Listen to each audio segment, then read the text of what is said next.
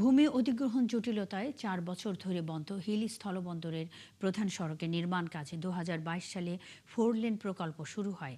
CP থেকে Panama port পর্যন্ত কিছু কাজ হলেও চার মাথা থেকে মহিলা কলেজ পর্যন্ত অংশ এখনও অসমাপ্ত। এতে ভারতীয় পণ্যবাহী ট্রাক সহ সব ধরনের যানবাহন ঝুঁকি নিয়ে চলাচল করছে। তবে এ ব্যাপারে সমাজকল্যাণ মন্ত্রী বলছেন, ভূমি অধিগ্রহণ শেষ হলেই দ্রুত কাজ শুরু হবে। সামিউল ইসলাম আরিফের তথ্য ও ছবিতে প্রতিবেদন। হিলি স্থলবন্দরের প্রধান সড়ক এটি দীর্ঘদিন ধরে বেহাল। প্রতিদিনই দুর্ভোগে পড়ছেন বহু পথচারী ও যানবাহন চালক। ২০২২ সালে 0 পয়েন্ট থেকে পানামা পোর্ট গেট পর্যন্ত 4 লেন সড়কের কাজ শুরু হলেও এখনও বেশ কিছু অংশ অসমাপ্ত। ভারত থেকে আসা শত শত পণ্যবাহী ট্রাকও চলাচল করে এই সড়ক দিয়েই, যে কারণে বর্ষায় কাদা আর শুকনো মৌসুমে ধুলোবালিতে চরম ভোগান্তিতে পড়ছেন রোগী, শিক্ষার্থী ও ব্যবসায়ীরা। এই স্থলবন্দরের রাস্তা, পুরো রাস্তা এত খারাপ, বাজের অবস্থা তা বলার মতো নয়। ভাঙিবে, এটা ভাঙিবে, ওটা ভাঙিবে, ভাঙিবে। রাস্তা খারাপ, তো লোক ধোয়াও তো যায় না। রাস্তা এরকম আছে, এর উপর ইটা ঢালে ফিট ডলান যায়, ইটা ফিট ডাবে রাস্তা গাড়ি চলার খুব অসুবিধা। একদিন ভ্যান চালালে পরের দিন ভ্যান গাড়ি ঠিক করা লাগে, আর সাধারণ মানুষের যা ভোগান্তি, চলার উপযোগী না। দ্রুত কাজ শেষ করার দাবি জানিয়েছেন এলাকার সব শ্রেণী পেশার মানুষ। প্রায় 17 বছর থেকে আমরা শুনতেছি রাস্তাটা হবে কিন্তু হচ্ছে না।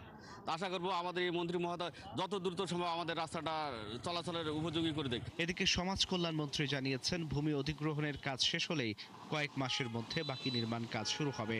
জমি একরের জন্য যে টাকা দেওয়া দরকার, বর্তমান সরকার আমাদের প্রধানমন্ত্রীর কাছে নোটিশ নেওয়ার পর উনি এটা টাকা অলরেডি দিয়ে দিয়েছেন এবং এই ক্ষতিপূরণের টাকা পাওয়ার সাথে সাথে কাজ শুরু হয়ে যাবে গিয়া।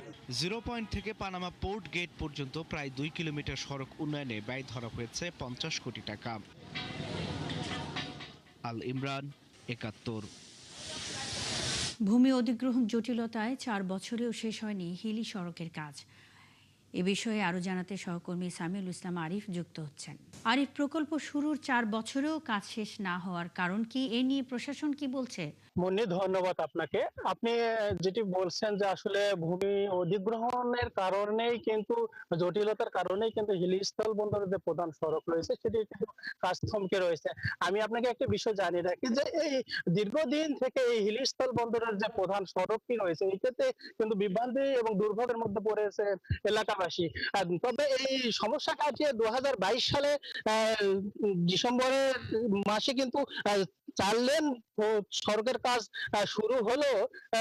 কিছু কাজ হওয়ার পরও কিন্তু এই স্থলবন্দরের একটা ভূমি অধিগ্রহণ জমি বুঝে না পাওয়ার কারণে ঠিকাদার প্রতিষ্ঠান কিন্তু এই কাজটি ছেড়ে চলে যায়। এরপরে কিন্তু দুর্ভোগে পড়তে থাকে এখান হিলিবাসী এবং যানবাহনকারী এবং পণ্য হিলি স্থল বন্দরে নিতে আসা পরিবহনরা। তবে আমি এখানকার যে স্থানীয় এবং যানবাহনকারীদের সঙ্গে কথা বলেছি, তারা যেটি বলছেন যে আসলে হিলি একটা স্থলবন্দর এরিয়া, এখানে কিন্তু সরকার প্রতি বছর কোটি কোটি টাকা রাজস্ব পেয়ে থাকে, অথচ এখানকার রাস্তা হওয়া দরকার জাঁকজমক, কিন্তু তা না হয় যে খানাখন্দে এবং বেহাল দশায় পরিণত হয়ে আছে এই হিলি স্থলবন্দরে।